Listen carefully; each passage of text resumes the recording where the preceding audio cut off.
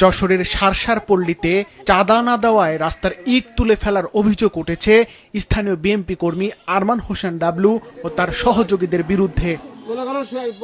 স্থানীয়রা জানান, উলাশী ৩ নং ওয়ার্ড বিএনপি সভাপতি জবাব বিশ্বাস ও তার ভাই বিএনপি কর্মী আরমান হোসেন ডাবলু প্রথমে কাজে বাধা সৃষ্টি করে।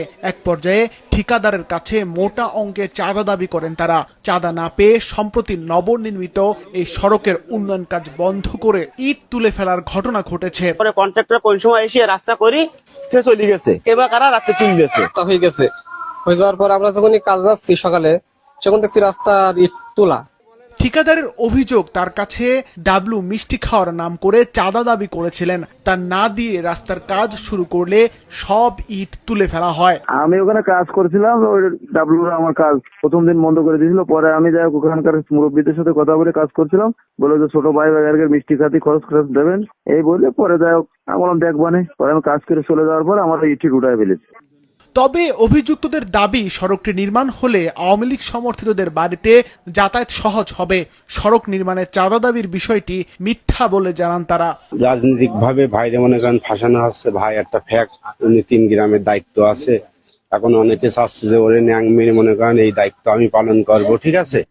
এই ঘটনায় স্থানীয় বিএনপির পক্ষ থেকে অভিযুক্তদের বিরুদ্ধে ব্যবস্থা নেওয়া হবে বলে জানানো হয়েছে।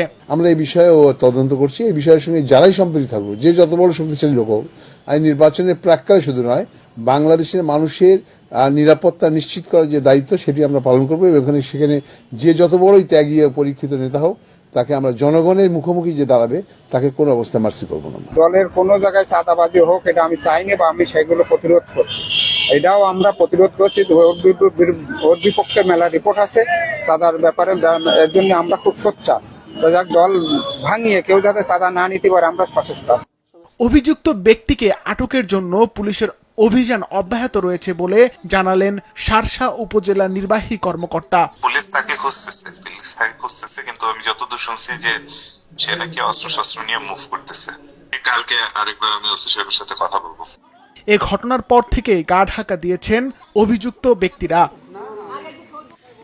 সিফাত রহমান, মাছরাঙ্গা, নিউজ ডেস্ক।